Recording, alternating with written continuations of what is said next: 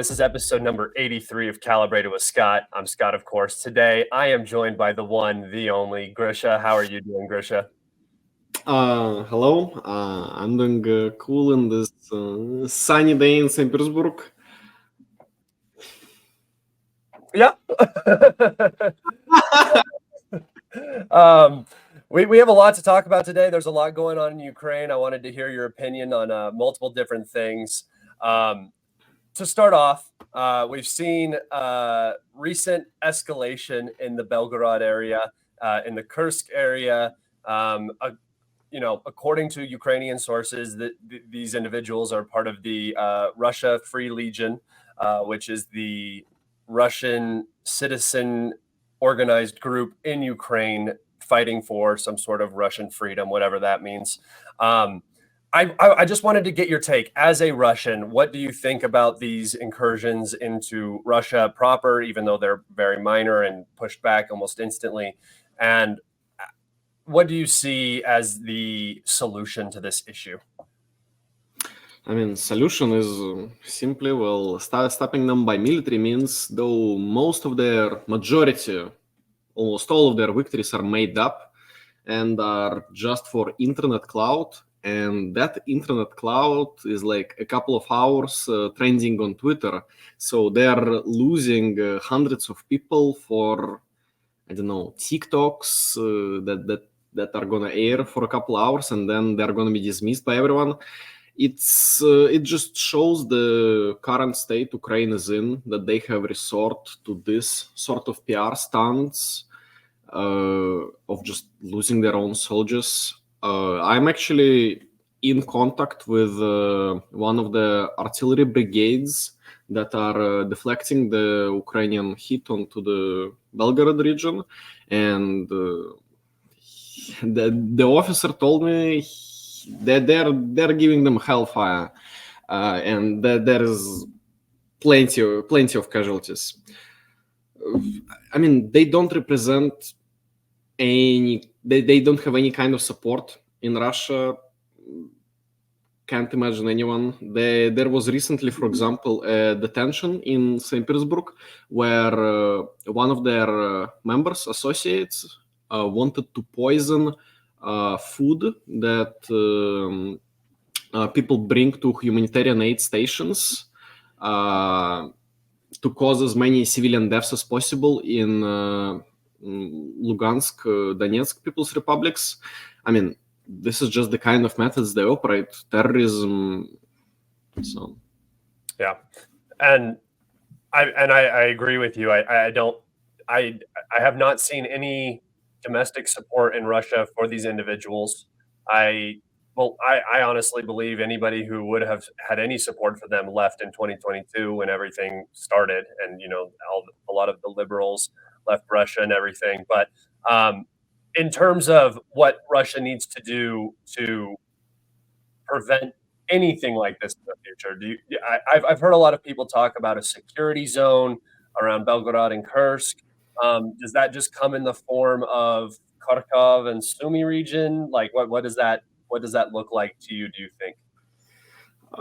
That would probably be the best and the only solution, because as much as how advanced can an air or like siren be, still there are going to be casualties. I mean, we have seen, for example, an Australian drone hitting a civilian building, and yeah. Kharkov, Sumy, buffer zone, maybe it's in the plans. Don't know, but there are Russians in that region, so it would make sense. Though for now, those regions are not included as the new territories, as per the constitution. They're mostly the funniest thing. Even though they appear, they want to make their image like they're some sort of like liberal battalions. They're actually mostly made up by neo-Nazis that fled from Russia, which is, I mean, you are Nazis fighting for Ukraine, claiming that you are for Russian liberation. they're LARPers and made for PR stunts. Yeah. So. Yeah, and when I said that the only support they would have had is Russian liberals, I didn't mean that they were Russian liberals. Of course, I do not think these guys have any of that blood in them at all. Now, same topic. The recent drone strikes we've seen from Ukraine. Again, what I consider to be for propaganda purposes, they're obviously hitting things that look very. It's always a big fire is what they're very excited about. It tends to be in the information space. That's what gets them excited and happy, and it's a little bit of cope, in my personal opinion. But as a citizen in Russia, is the war ever present for you? I've heard different people say, just depending on how much they're paying attention to the conflict and stuff, that sometimes in Russia it seems like nothing is happening at all, and then sometimes it seems like the war is very close. Obviously, war is very close to those on the border. Yeah. But for example, in St. Petersburg, we only had very few of those drone attacks. And if you're a regular citizen, outside of the border regions, there are no signs that something like this is happening, apart from military recruitment advertisements. And I mean, there are more soldiers on the streets and the camouflage. Other than that, life is the same. I mean, if you go beyond the Urals, there are no signs really. Though they do pack humanitarian aid, they gather money for all sorts of equipment. And I mean, the more terrorist attacks like that will happen, and the deeper they will happen in Russia, the more people will wake up to this whole thing. So this kind of exactly PR stunt again is gonna be a big pain later for the Ukrainian side. So they're really just shooting themselves in the foot. Yeah, anytime you talk about historically any terror actions against a civilian population, whether you consider these dual infrastructure strikes or terror strikes, it doesn't really matter because of the way that the population sees them. And so they never really work. They definitely backfire. And what is it that they always say? It's not the big cities in Russia that need to be awake for something to change. It's when it's the small people way far away and little farms, and it's the rural population more. Once they start figuring out something's going on, everything changes. Well, yeah, that's been for Russia for absolute majority of our wars. We're taking our time with stuff at the beginning. I mean, Great Patriotic War example, how everything changed when the Siberian battalions arrived in Moscow. Yeah. I mean, in the Napoleonic Wars, the deep people are waking up at some point, and then everything changes for the enemy, and well, all of their plans are ruined. Yeah. No, that's awesome. In USA, you have deep state, and in Russia, we have deep people. Yeah, behind the Urals. I'm curious for one last question. The upcoming presidential election, in your opinion, how are you feeling about it? How is the attitude generally in St. Petersburg, where you're around, and the people you talk to? I'm just curious as to your opinion. If being honest, I'd say there is really no need for elections and spending so much money on them. I personally would rather have that money be spent on like buying some military stuff for the guys at the front. I'm sure that Vladimir Vladimirovich Putin will win, but other people, the other candidates, like there is a guy who is sort of a liberal. The people outside of Russia, I mean, this kind of opposition, tried to push their own candidates several times. There was a woman whose name I don't remember. There was a guy called Nadezhdin, and all of them didn't pass into the bill. So there is now the guy called Dovankov. He is sort of for liberals. Then Zhirinovsky unfortunately died, and now there is Slutsky for him, who is kind of riding on the old fame of Zhirinovsky while not offering anything new. And there is a very grandfather-like guy for the communists. I think these elections are just a way to see how much per population the liberals could get. That's why there is still a sort of liberal guy being present. It's just a way of polling, really. But in the end, well, I know the result. So so is everyone, really. Yeah. And for the best, in my personal opinion. I mean, I don't think that right now is a good time, even in Ukraine, during wartime, changing leadership and changing governments is not what you want. It can mess up a lot of different things. So I don't necessarily see that as a bad thing for Russia. But I do agree that these elections are probably unnecessary, to say the least. But well, I mean, democracy, in the end, Ukraine, the country that claims that they're all for democracy, is the one not having elections, and we, the evil Russian orcs. I think that's another reason why you guys are having your elections like this, is because, like, and making it such a big deal is because that's exactly what you're showing, is that while you guys are still democratic, Ukraine is now an authoritarian dictator, which is. I mean, I'm sure that Putin would win either way, but he's not unpopular right now, even according to Western sources. So, unlike Biden, who's sitting at like a 41% approval rating in his own party, which is unbelievable. Now, we've talked about the stuff actually going on in Russia.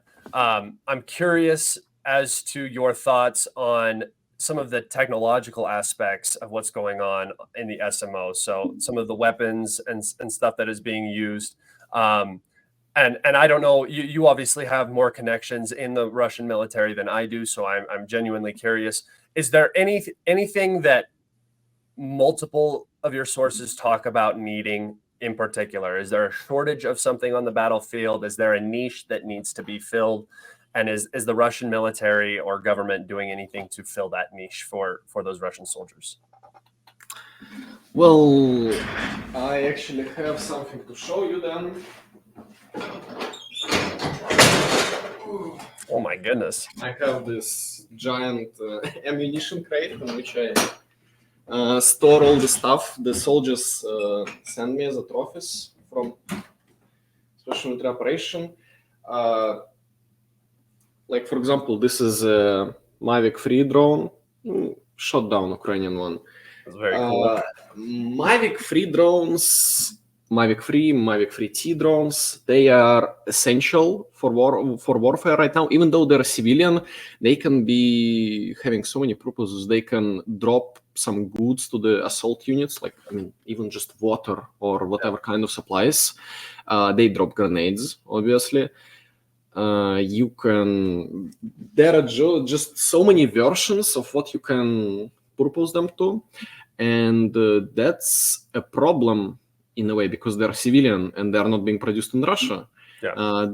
A lot of reprogramming is happening because DJI, the company, banned their drones to be used in Ukraine.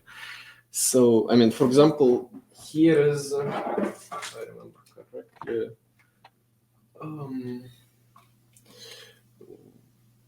one sec. Yeah. For example, for example, this one has stuff typed out in Ukrainian because it was reprogrammed by one of the Ukrainian, I guess, like military aid centers, and I mean, same stuff is happening in Russia. The programming that takes time and a lot of effort, especially with the DJI updating their stuff. And a problem is, how do you get the same replacement but produced in Russia and probably by the military industrial complex?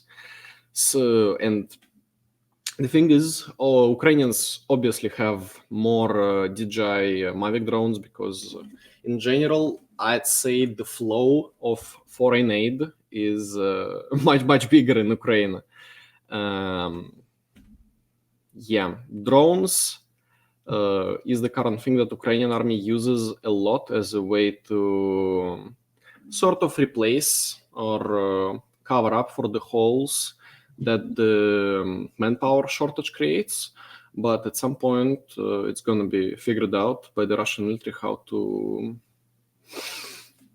go through it. And I mean, electronic warfare is probably the way. I even bought back in this summer some of the REB, radio electronic warfare things. Yeah, drones is the future. You need not just Lancet drones, Geraint drones. You need drones for everything, and that's gonna be the future. This what Russian-Ukrainian war has taught us and all other militaries. And I'd say this is the reason I'd say Russia is probably one of the most, if not the strongest army in the world, along with Ukrainian one, because we have real experience of modern warfare on a very big front line. That's something no other country has in the world. This is something that I've talked about extensively. Actually, is that Russia is now like a sharpened blade. Is what I would say. On the onset of the conflict, the goal was by the West to weaken Russia to the maximum extent it possibly could through sanctions and through potentially military, losses and casualties in Ukraine if they went in. And on the backside of it now, what the U.S. has actually produced is a Russian military that is completely being revamped. The recruitment is at the highest level it's ever been. And just technologically speaking, the Russian military is making great strides because it has to, right? It has to make changes to be successful in Ukraine.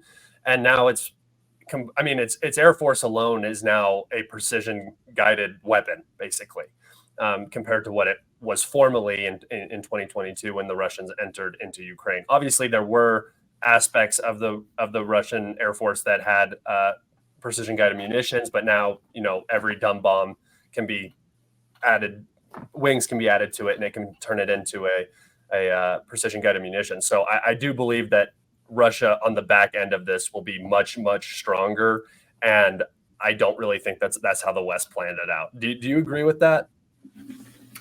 Yeah, I'd say, moreover, the sanctions really backfired, and it didn't stop the flow of money from the West to Russia because some of the countries still buy the same Russian oil, for example, but it just has a different flag and a much bigger price to cover for the expenses of it traveling around.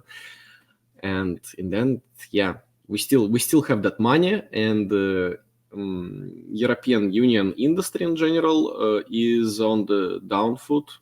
The way they have been operating on cheap Russian energy and really like making solid bank on that, well, that's now gone. And if something like Nord Stream accident will happen to other pipelines, well, it's going to be difficult to restore it for the future. And how's Europe gonna replace this is a question, especially with all those problems now getting on top of each other. You got to solve the immigration problem because my audience is mostly foreign, and they say it is a problem that has to be sorted out. Otherwise,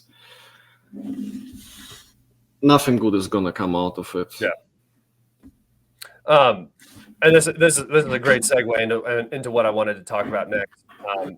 Speaking on the immigration issue, speaking on the deindustrialization and energy cost issues that Europe is facing, I particularly believe that this is hurting Germany the most in their deindustrialization. Obviously, they lost Nord Stream, and their willingness to go along with it is unbelievable to me. I have no understanding of why they are so pathetic and weak up against the United States, but that's whatever.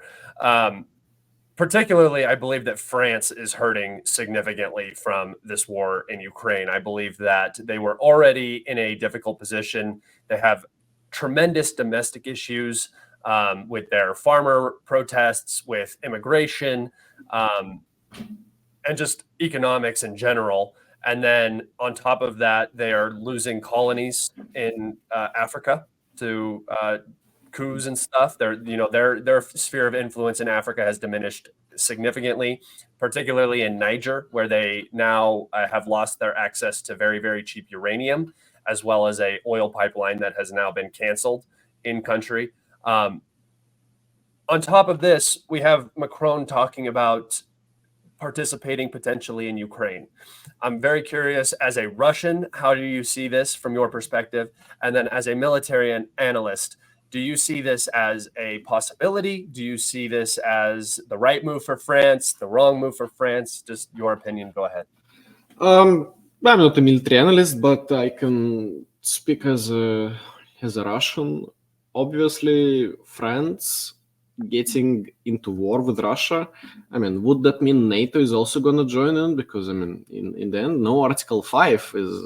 No, they can find an excuse. Yeah. For example, when they claimed that a Russian missile destroyed a Polish tractor, it was actually an Ukrainian one. So what stops them from fabricating it again?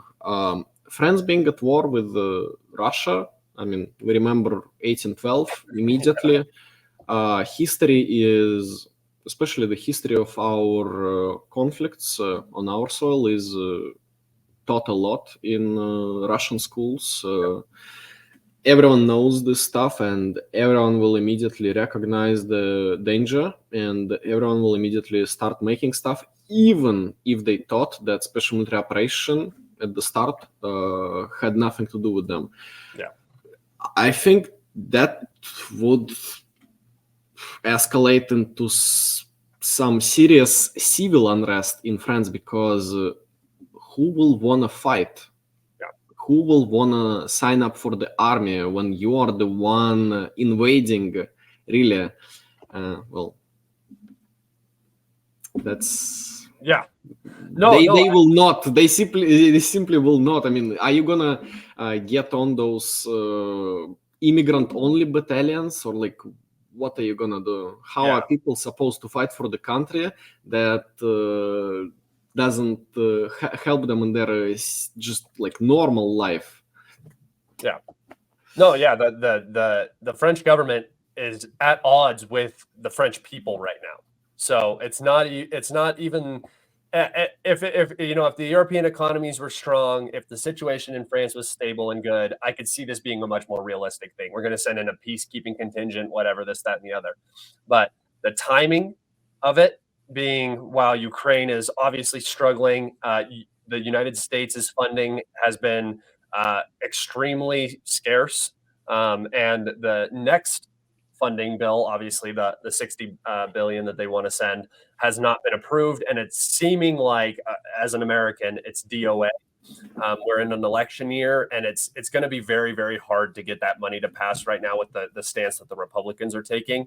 I still expect it to pass eventually, because money is king here, and 60 billion, 20 billion of that goes to the military-industrial complex like that. So I definitely believe that money will eventually pass, but it's being used as a political tool right now. So on top of that, on top of the U.S. not being on board, NATO has come out and said that NATO troops under a NATO flag will not enter Ukraine.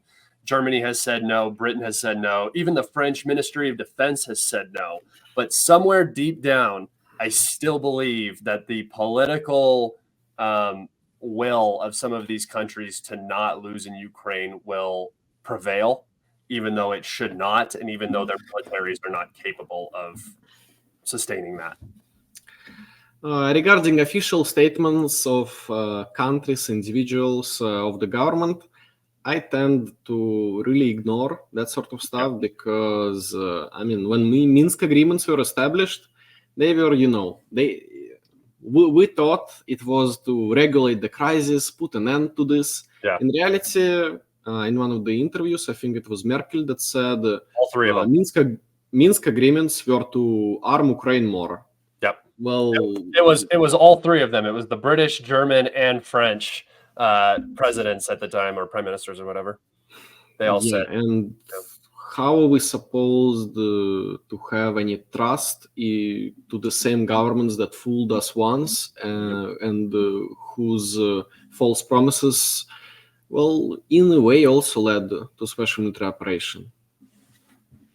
Do you think, on the back of all of those false promises and broken promises, do you think that, in your personal opinion, and do you think that Putin is going too soft when it comes to his geopolitical stance on Europe? Do you believe that he's going a little too soft in Ukraine? Like just the overall his approach to the war. I'm not saying that he's doing like something wrong. Obviously, his approach is his approach. He's doing what he thinks is right. In your personal opinion, do you think that there should be more being done? Do you think it should be happening quicker? Do you think it's happening too quick? And your opinion. I'm curious. I think you could say that Putin is the biggest liberal, and he is literally the best leader that could realistically be ruling Russia for the West. And the amount of demonization that is coming out of those Western governments to him is mind-blowing, because if there was anyone else, stuff would be very, very real. I know. He's been trying to talk to them. I mean, we'll remember his Munich conference speech. He's been always, we even had NATO bases in our country at some point when we helped with Afghanistan. It was all under Putin. And you can see that's the same person, same Putin, but he's so much different if you compare him to the Putin in 2000s. Because he had all the experience with Western leaders. He experienced the way they treat Russia, and they don't want any sort of partnership relationship where you are both benefiting. They want a master and the puppet relationship. And if we're talking about France in Africa, they are also trying to set the same, they are trying to keep it the same way. There is a master, metropolis, France, and there is the puppet in form of any African country. And that's why they are currently failing in Africa too, because our world has kind of advanced past that point, and everything is hopefully moving towards more multipolar system where not everything is being dictated by the guy with the biggest baton, biggest gun in the room. And that's why Russia is succeeding in Africa. For example, we have great relationship with Burkina Faso and all the other emerging countries out of those military coups against Western puppet governments. I specifically agree with your statements about 2000s Putin being very different from Putin today. And particularly, I agree with the whole sentiment that the United States and the West had the perfect opportunity in Putin to bring him close to Europe, pull him away from China, and then shift focus onto China. Just in terms of the U.S.'s geopolitical goals in the early 2000s, if they would have approached the Russian Federation in a more, if you listen to the way Putin talks about it, he says that he asked to join NATO, and they all kind of laughed at him. That was the final answer, was sort of a laugh, which is very weird to me, because every single country that is a NATO member is a puppet, basically, in Europe now, especially. So I feel like they could have even had that master puppet relationship with Russia if they would have taken advantage of the, I would say, decrepit situation in the late 90s in Russia, 1998, when you guys had the economic issues and stuff like that. But now I very much agree with you that Putin is, it seems to be very, he seems to be a changed man when it comes to especially Europe. He is still, I still feel like his heart is kind of in Europe a little bit, but do you think he's become a little bit more hardline than he was previously? Before it's more? Yeah. Before special. I mean, probably, yeah. I mean, he's the way we're conducting stuff in Ukraine nowadays to how it all started, two different conflicts. Yeah. And I'd say to blame in a way is the West and how much weapons were supplied. You either fight or you die, and he decided to fight. So, and I myself, I am the ones supplying soldiers with all of their kinds of needs. So, but when it comes to the whole conflict, I'd rather. A lot of people are saying that they want peace to come as soon as possible. I do not want peace to come as soon as possible. I want it to be a Russian victory, because if it's going to be a quick peace, probably my children will fight in war on the same territory. Yep. I'd rather want this to end now with a Russian victory because of how much we invested into it. And I mean, it's all part. Yeah, it's not so much peace, right? You do want peace. What you want is lasting peace. And the lasting peace does not come from a negotiated settlement where both sides lose and nobody feels like they won, and it's this continuously smoldering issue between what is left of Ukraine and what is now Russia, right, in Ukraine. So, or in the former Ukraine. So, I do agree with you there that a Russian victory in this conflict will mean that there will not be a war in this region, likely that there will not be a war in this region afterwards. A settled peace negotiation right now, where things stand, would mean that, like you said, your kids would likely be fighting in the same conflict in 15, 20 years. Well, unless we're going to have a giant NATO versus Russia and China war. Well, and at that point, it doesn't really matter, right? We don't need to worry about having kids or anything. Well, I mean, fallout in real life, hopefully not. But regarding pulling Russia away from China, I mean, I'd say our friendship right now is more concrete than ever, because China didn't turn away from us. So it's a fail for the US geopolitics if they want to keep us apart. They united us. And I mean, Ukraine is kind of like Taiwan for China. So we're both very, very similar. There's one Chinese philosopher that said Taiwan, Ukraine, and Palestine are all, not Palestine, Israel. Israel, Taiwan, Ukraine are like bases for US imperialism in different regions.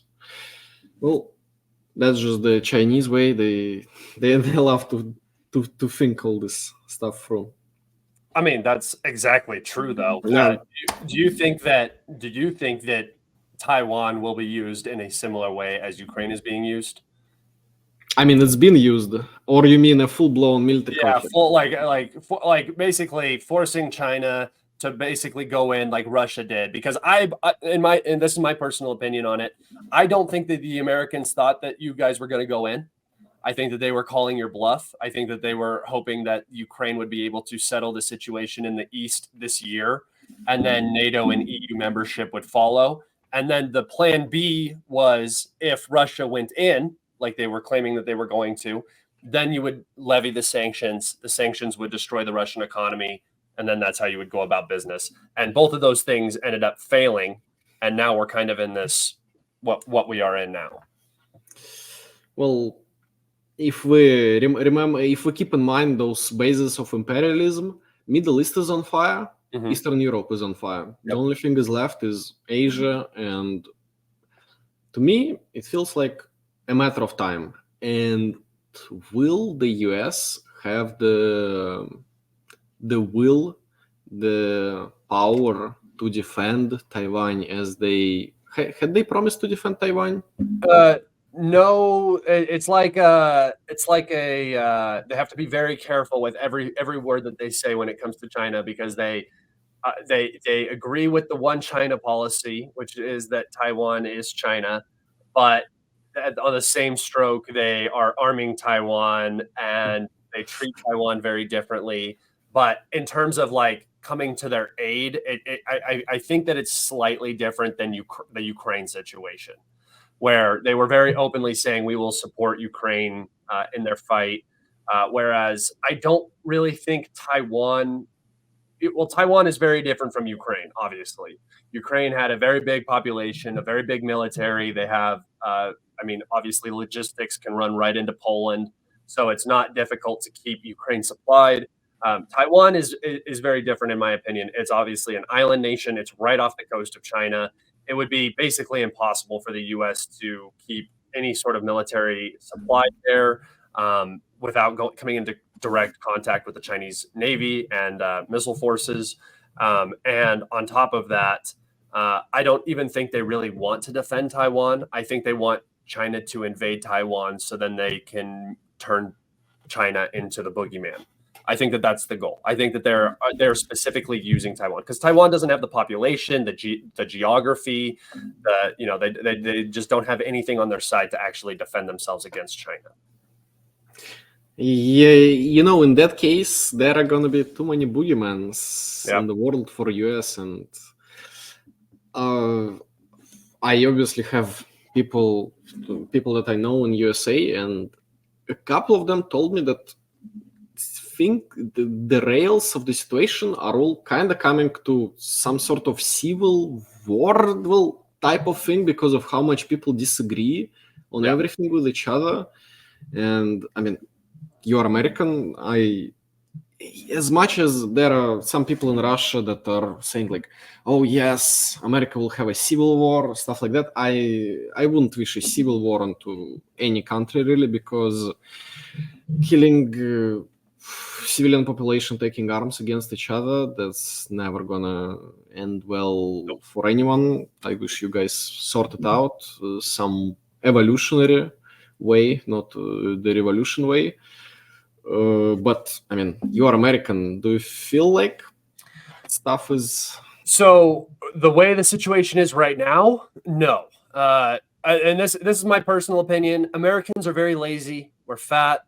We're very comfortable. We're content with the situation. We don't care if our freedoms go away like we should. We don't care about what the government does. We don't care about where our taxes go. We are a very, very uncultured, very and I don't mean all Americans. The majority of normal Americans are living their lives, probably like the majority of Russians are living their lives, right? They don't have time, like particularly I do, to sit here and look at all of the economics, look at all of the geopolitics, the foreign policy, look at everything and say, wow, we are messing up all over the place, right? People have kids and lives and stuff like that.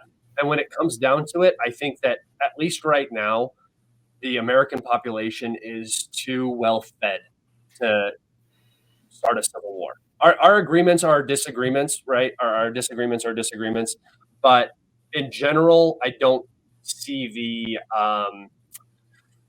the young male population, especially in the United States, is not in a position where they want to take up arms against their government.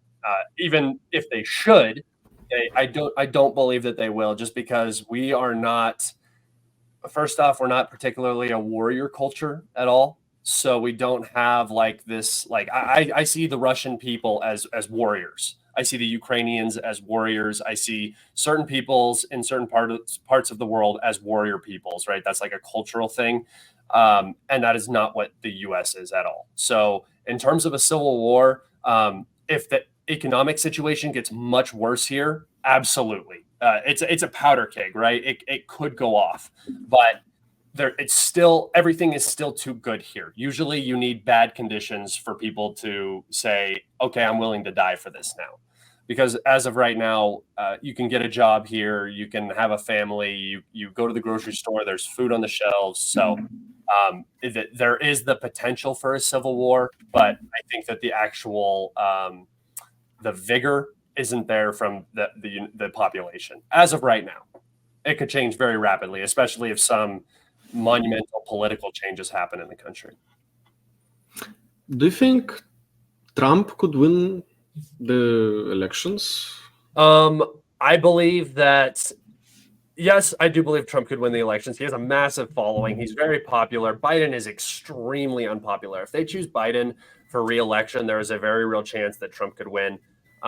But also, people absolutely hate Trump. There is a section of human beings in this country who would rather set themselves on fire in protest than see Trump become president again, which I don't understand because I don't particularly like either of them. I'm sort of I don't like what the U.S. is doing geopolitically. I don't think that the presidents really matter. I think that most of it is lobbying behind the scenes. You have big pharma, big oil, the military-industrial complex. They're the ones who decide everything, right?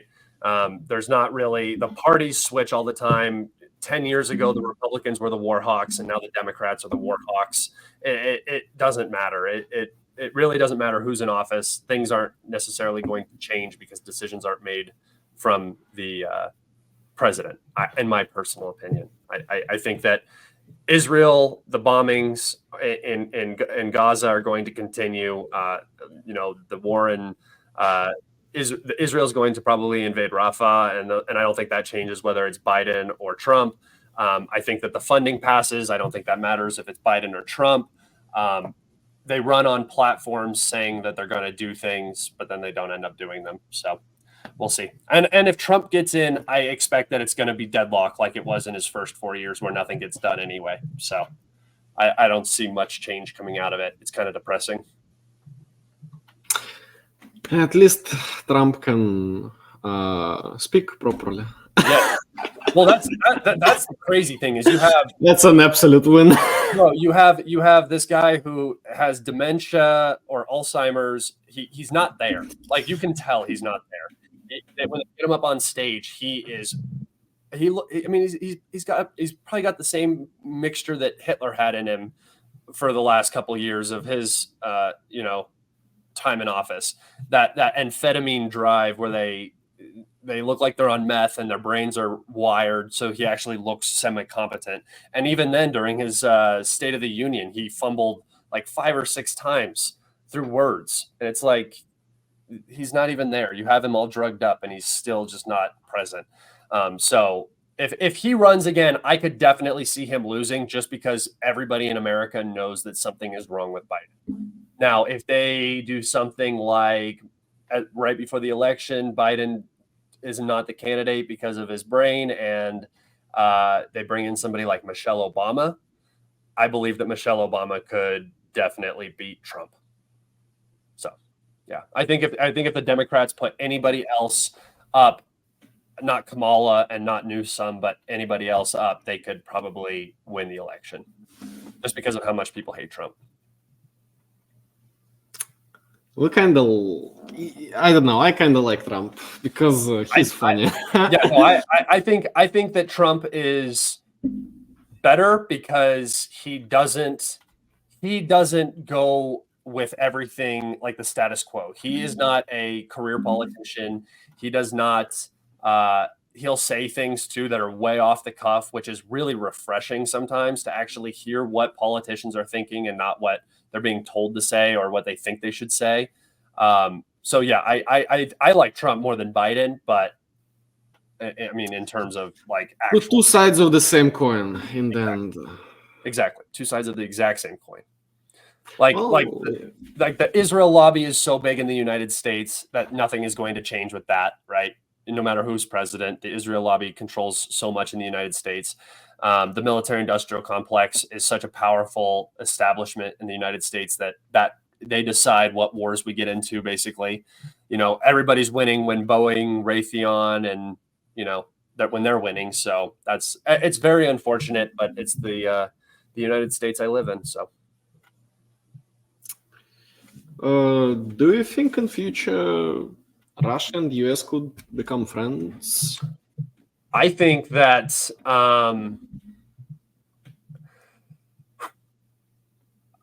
future. What do you mean by future? 15 years, 20 years, 50 years? What are we talking here? Because there is the boomer generation in our country needs to die before we become friends. The current leadership in the country needs to age out and be done before Russia and the United States becomes friends again.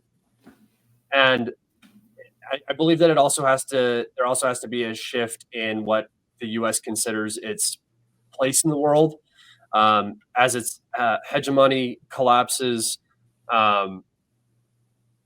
Hopefully, we get sort of a little bit more of an isolationist sort of doctrine where we're taking care of issues in America and then helping others instead of focusing on Ukraine, who's not a NATO member, not an EU member, not a US ally, has never done anything for the US, where we've sent more money to those places than we've like if that money went into education is such a problem in the United States. I used to work in education, so I know firsthand how horrible Western education is, particularly in the United States. It is. Listen, you think it's bad. It is so much worse than you could possibly imagine. And after COVID, the sixth graders are, which is like secondary school, I guess. Do you know like elementary, middle school, high school? Do you know how that works?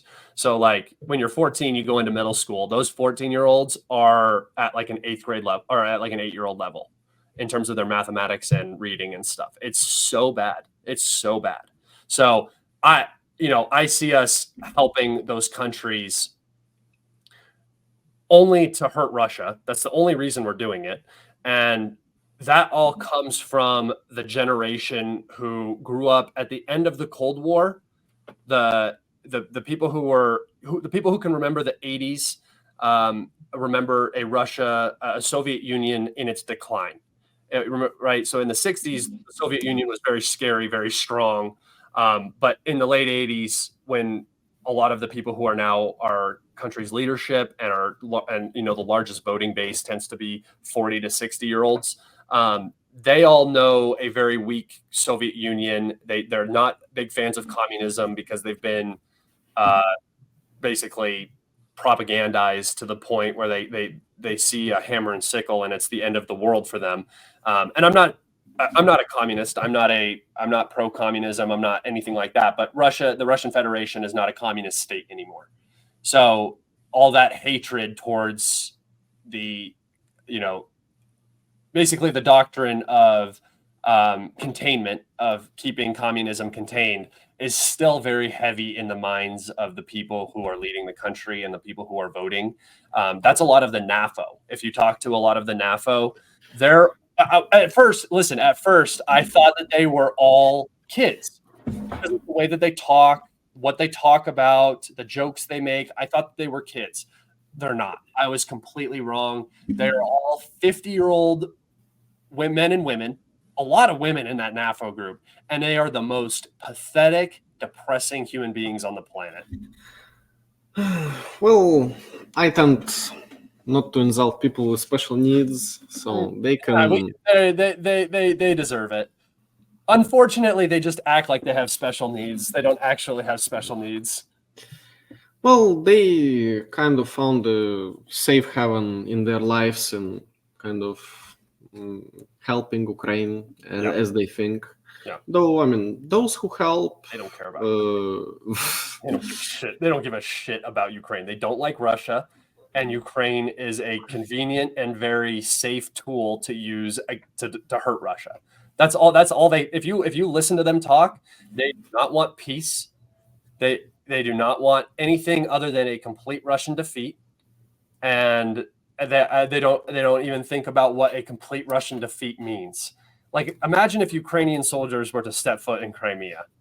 Like, that would be horrific for the entire world, in my personal opinion. I think that that's the red line.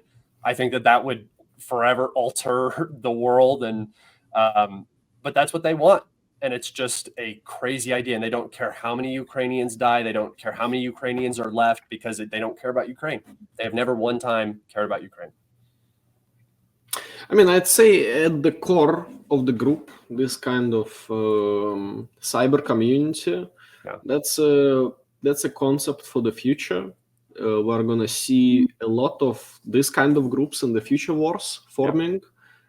It's just been managed so poorly to become, I mean, basically, while NAFO is such small numbers, I'd say there's like 100K people, something like that, but they're so known on the internet, and people turn from being pro-Ukrainian to pro-Russian because of how weird those people act. Well, you know who they are, right? They are American liberals, for the most part. There's some Republican neocon crazies that are like, bomb Gaza, bomb Russia, bomb Iran, bomb. Like, those people are also in that group.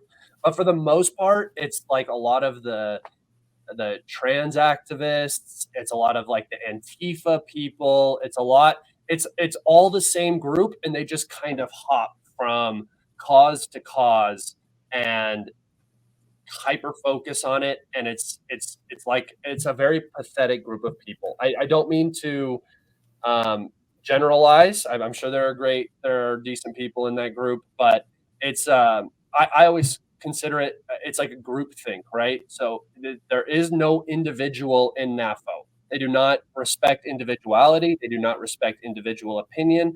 And this is a very common trope throughout most American liberal establishments. If you are not with the narrative, you are the enemy. And that's what you see all the time. I mean, the New York Times is apparently a Russian propaganda outlet, right? According to NAFO, because they say bad things about Ukraine.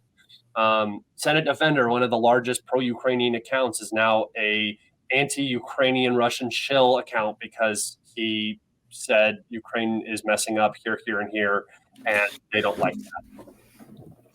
Yeah, I'd say being able to criticize is the best way to solve a problem, and first of all, notice it. So nothing wrong with that. I mean, the way I talk about our elections, for example, I'm not really talking like the narrative people usually expect. I'm just which I very appreciate, by the way. I think discussing issues and talking about the actual problems is, like you said, a way to solve those problems, and that's why I'm kind of at war with that group of people, because they remind me very much of I'm sure you're aware of the black and brown shirts in Italy and Germany during the rise of the Nazi Party. They would go around and they would shout down opposition. They would go into what they would consider, their enemies' lecture halls, and they would cause commotion. They were like very violent activists, and that's how I see this NAFO group, as they are a militant wing of the propaganda narrative for Ukraine. But cyber. Yes, but cyber. But because that's the best way to do it now. I mean, could you imagine if Goebbels had the internet? I mean, that would have been monstrous, right? That's how propaganda works, and that's why this Ukraine conflict has gone on for so long, because of these narratives. And anybody who goes against this narrative is cannibalized. I could say Putin messed this up. I can say the Russian military screwed up here. They made this mistake. They made that mistake. And everybody on the pro-Russian side will say, yep, that does look like a screw up. Or they might argue and say, well, actually, there's this, that, and the other. It's not potentially that big of a deal. But if you say Ukraine messed up here, they will say, no, they didn't. You're a liar. Get out of our, like, we're not talking to you, blocked, whatever. I am blocked by so many pro-Ukrainian accounts, like good ones, not NAFO, but like actual pro-Ukrainian accounts that just won't communicate because anything that goes against the narrative is dangerous. Well, I'm glad I don't interact so much on Twitter. I'm just posting stuff. Yeah, just I'm not missing out. I hope. No, I waste so much time talking to those people. It's just a complete waste of time. But I get a little bit of enjoyment out of like dunking on them, so I'll keep doing it. Yeah, people just don't realize with this whole internet thing how much tragedy is actually everywhere. Yeah. And I mean, it's mind-boggling. Even if it's like under 1 million people that have been killed in this conflict, how many fates have been altered, and they don't realize that with them trying to keep up that facade of everything is fine, there is no mistakes for Ukraine, they're actually the ones making sure there will be no Ukraine ever on the map. Yeah. Because even if they win at this point, even if Russia is completely defeated in Ukraine, which is not going to happen, obviously, but let's say that there's a massive collapse tomorrow and all of the Russians pull out, the Ukrainian population is not ever going to return. So all of those Ukrainians in Europe, all of those Ukrainians who have died on the battlefield, all of those Ukrainians who are now in Russia, they're not coming back. And the demographics in Ukraine will never return. They were already in a demographic decline, like most countries in the world are. Ukraine was a particular case, and it has only gotten exponentially worse. So yeah, that is one thing, is that if you actually care about Ukraine, you don't want Ukraine to keep fighting, unfortunately, right? And that's not what a lot of pro-Ukrainians want to hear, but that's what actual pro-Ukrainians say is save your culture, save your people, negotiate. I mean, what's interesting is, for example, Ukrainian language is still being learned on the liberated territories in school. Mm-hmm. And even if I might disagree that that's like the bad move, it is like that. And that's why I would say Putin is the lucky lottery ticket for all the Western leaders. And he's their opportunity to negotiate whatever. But, well, March 2022, we'll know what happened. And that's why we are in 2024 and still at war. Do you think that Putin will take a less than favorable negotiated settlement to this conflict? I have a feeling that if something is presented with Ukraine not joining NATO, with the current lines, that Putin could potentially agree to that. I'm curious as to your thoughts. Obviously, the Ukrainian regime would have to change its position entirely, which it won't, and that's not going to happen. But do you think that if they presented a deal that, in my opinion, and probably your opinion, if I may say so, is not in Russia's best interests, like you said, your children may be fighting in a war in the same area because of that decision. Do you think Putin will make that decision? Regarding condition of Ukraine joining NATO, just Ukraine not joining NATO, we're well beyond that. Yeah. That could have been a good condition in the start of special military operation, but now much more than that, and that's gonna include a lot of territories. And ideally, in my opinion, I wouldn't want Ukraine to have any kind of state. And even if there is any kind of formal territory, it should not have any armed forces or whatever. In reality, I feel like Western Ukraine is going to be taken by Poland. Stuff here and there, Transcarpathia, Hungary, Slovakia, one of them, probably Hungary, from how stuff has been going, and the rest is going to be carved up by Russia. I mean, that's what pro-Ukrainians are rooting for, in their false beliefs that there is some kind of end SIG, and that the next Western Wunderwaffe is gonna bring it, even though there are, I don't know, only one left, which is like F-16, which is going to be, you're going to be given 16 F-16s. Is that your Wunderwaffe? I read a New York Times article. I can't remember how long ago. It was just a couple days. I did it on my live stream, but it was saying that of the 45 that are pledged, they're only going to receive, I think, 8 by the time that they were supposed to receive the 45. So I think it's supposed to be by July, they're supposed to receive 8 of the 45 that were promised to be delivered in July. So again, you're already seeing the maybe not the backtracking, but the inability of the West to actually provide these weapon systems to Ukraine. Provide what they promise. They are always not keeping promises, and this is the problem in modern geopolitics. That's not how stuff is going to work. People are going to tend more to Russia and China that keep their stuff than the West, who keeps false promising. I just hope everything works out for the better and we get some kind of world-lasting peace. If multipolar world is going to guarantee that, I'll go with multipolar world order. But in the end, it's kind of our human nature to go against each other, never give each other the edge.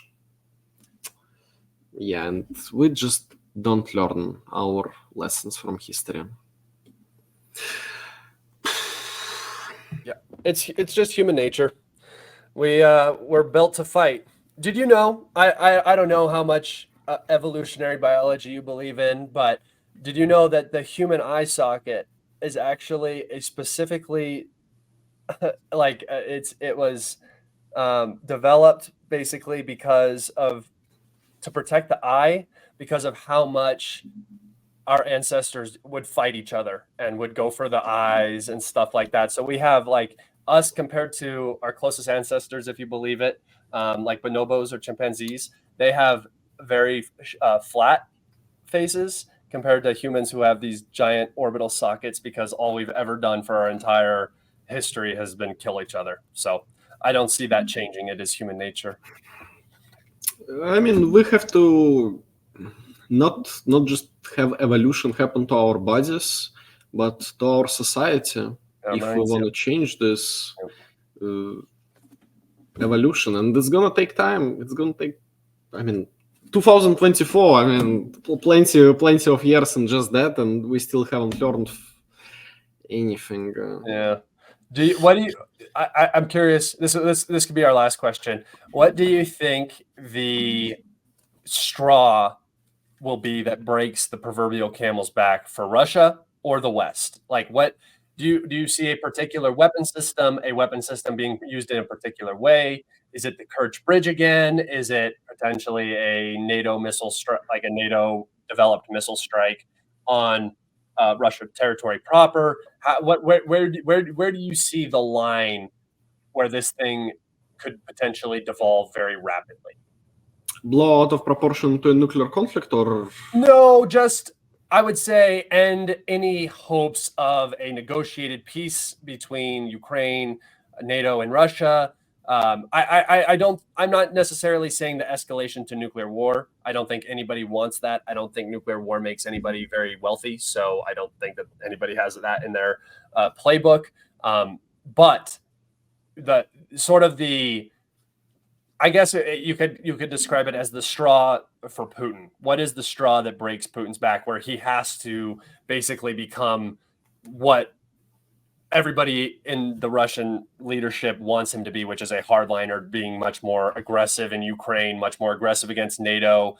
And this is where one place I would see it is somewhere in the Black Sea, starting to get very, very aggressive with NATO reconnaissance aircraft that are obviously conducting ISR for Ukrainian strikes and stuff like that. What straw do you think could be placed on that camel's back?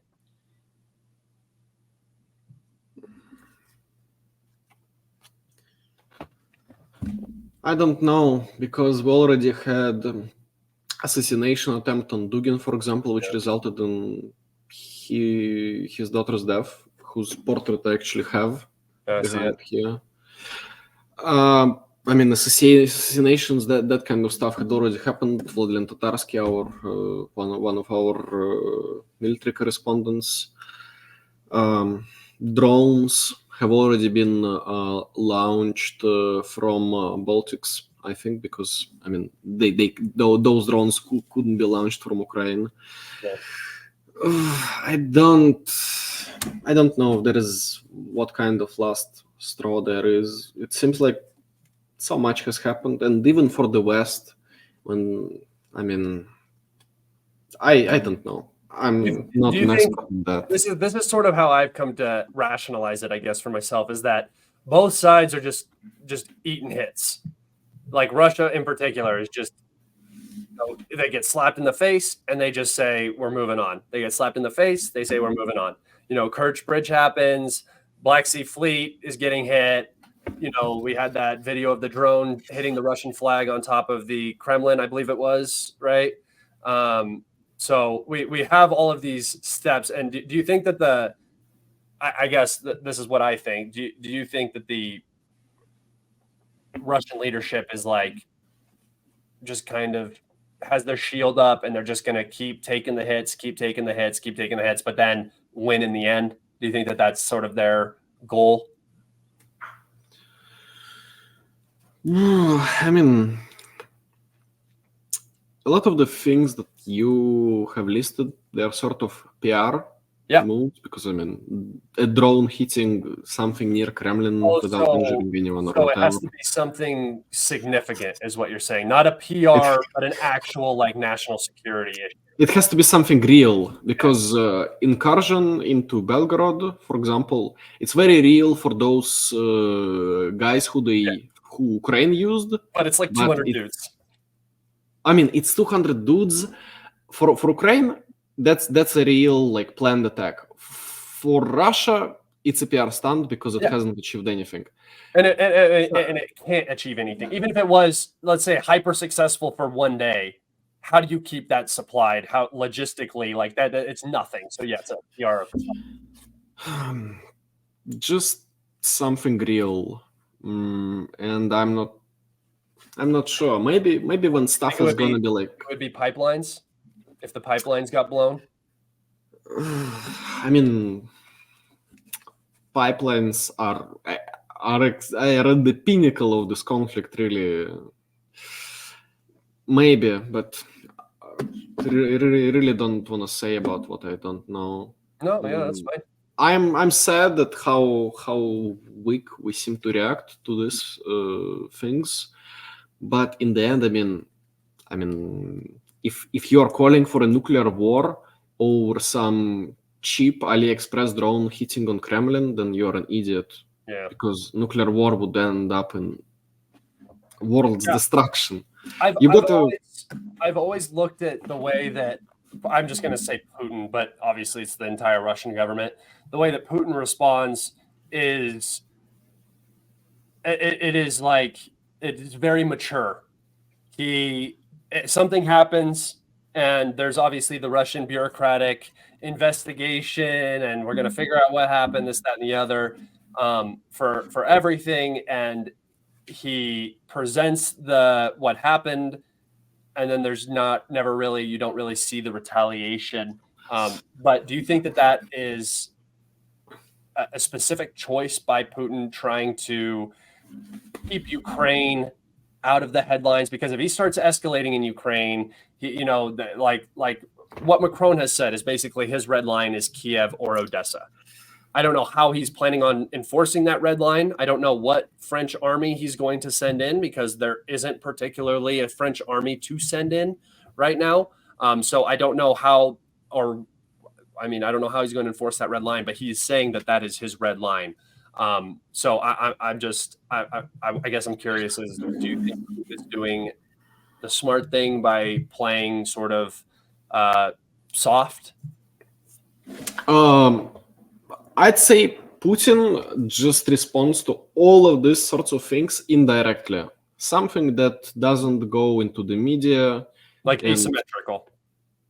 I mean, in a way, I mean, the Western governments realize that they had fucked up once there is a response from the Russian government, but no one is going to be talking about that. And in a way, even though you might be analyzing all of that stuff, but that's, I mean, regarding war economy, in the end, all of this stuff is on the surface. We don't know what is deep. I know I have many connections in the U.S. military. The U.S. military is supposed to be one of the strongest on the planet, and at least from the infantry aspect, it's not good. Recruitment is horrible. Everybody who's in the military is not people that actually want to be in the military. These are not usually in the United States. It's poor white men who make up the majority of the military population, and the Republican young white men usually, and they aren't joining the military anymore because of what Biden did with COVID. They forced everybody who didn't get a shot to be removed from the military. And that just put a bad taste in everybody's mouth. There's no actual wars going on. So there's no like nationalistic. Patriotic.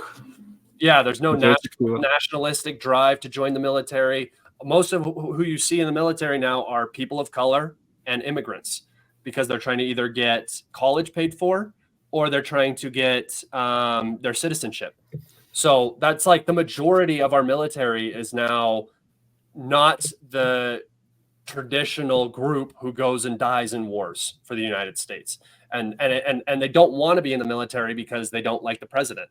So that's the situation in the United States, where our defense budget is $810 billion a year compared to Russia's $85 billion a year. And we can't even, I mean, we can't stop the Houthis from striking commercial shipping in the Red Sea. We can't do anything around the globe because we don't have the Russia has the armor. Russia has the manpower. If they need to do something, they can go do it. If the U.S. doesn't have complete air superiority, we're not winning a war. Like we have to go beat up on third world nations who don't have air defense, because that's how we win with, we just drop a lot of bombs. And France, Britain, and Germany are all in much worse condition because they've had the U.S. protecting them in NATO. The whole European situation is have your cake and eat it too, right? They had the U.S. paying for their defense budget. They had cheap Russian oil and gas, right, energy coming in. So they had this really easy economy to run.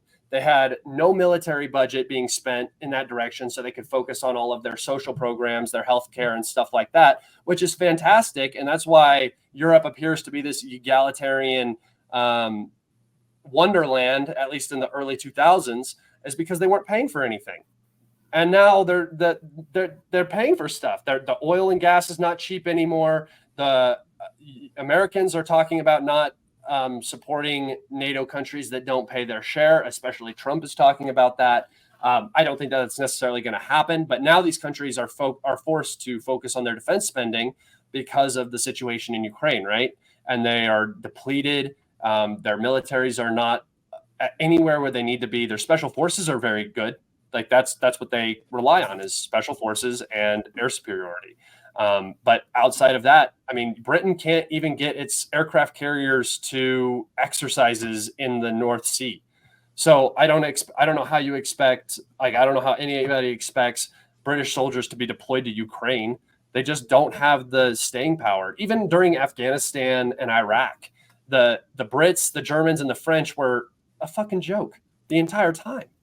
They had their good special forces units, but the traditional saying during those wars were, you better hope that when you call for a rescue, if you're trapped, if you're under fire or something, you better hope that the Americans are coming, because the other groups don't do anything. So this is a continued problem, and I really think that there's this idea that Europe has some sort of army, and they just don't. You just don't. It's propaganda. I think NATO will use a nuke way before Russia will use a nuke, because NATO does not have the means to defend themselves the way Russia does.